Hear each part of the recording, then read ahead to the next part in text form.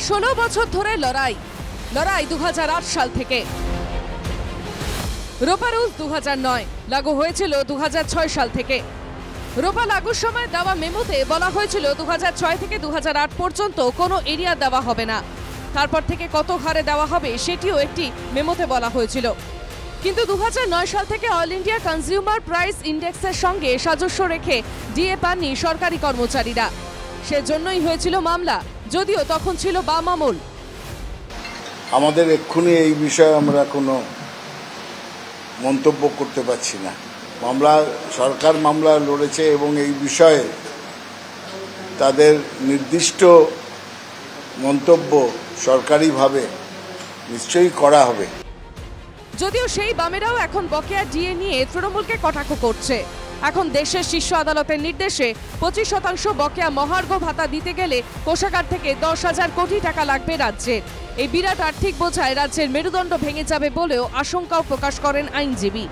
তৃণমূলের রাজ্য সহসভাপতি দাবি করেন এই মামলা লড়েছে রাজ্য, তাই প্রতিক্রিয়া সরকারই জানাবে।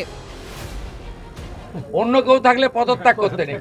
আজকে সুপ্রিম কোর্ট বলে দিয়েছে 16 সাল থেকে যে কর্মচারী শিক্ষক শিক্ষাকর্মীদের লড়াই তার জয় হয়েছে, এবং এটা যে ফুটা সরকার 50% দিতে গেছিল, বলছে 20,000 কোটি লাগবে। মনু সিংভি হাত পা ধরেছে, বিচারপতি দয়া করে বলেছে আচ্ছা 25% দেন আপাতত। সে অনেক ব্যাপারেই বলেছেন। রাস্তার মোড়ে সাপ মরে গেলে সাপ মোড়ে পড়ে থাকলেও শুভেন্দু অধিকারী বলেন মুখ্যমন্ত্রী পদত্যাগ করা উচিত। কিন্তু বিরোধী দলনেতা শুভেন্দু অধিকারীর দাবি এটা ফুটা সরকার, আদালতে হাত পা ধরেছেন রাজ্য সরকার। তারা আজকেও চেষ্টা করেছিল এই মামলাটা যাতে শুনানি না হয়। তো এখন আমাদের চাপে তো আর বিচারপতিরা বলেই দিলেন যে আমি আগের দিনই বলেছি আজকে শুনবো। এই মামলায় রাজ্য সরকারের পক্ষে খুব একটা ওই কাঁদুনি গাওয়া ছাড়া আর তো কিছু নেই।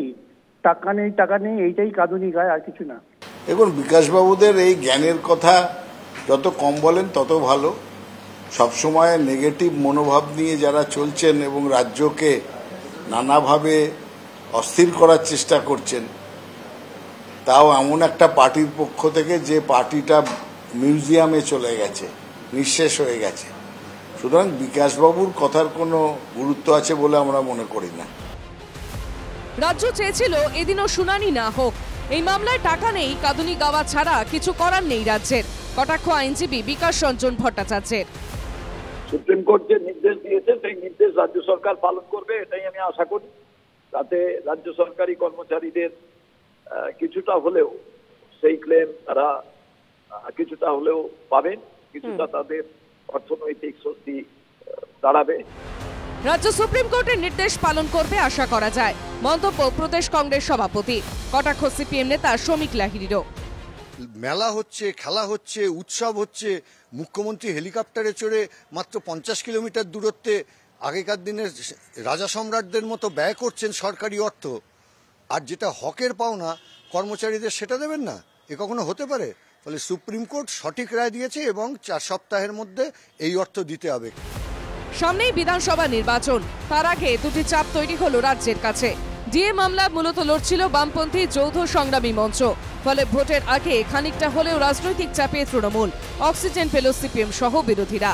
অন্যদিকে 26-এর ভোটে বিরাট খরচ হবে রাজ্যের, তার আগে এক সপ্তাহের মধ্যে 10,000 কোটি টাকার বোঝা চাপল রাজ্যের কাঁধে।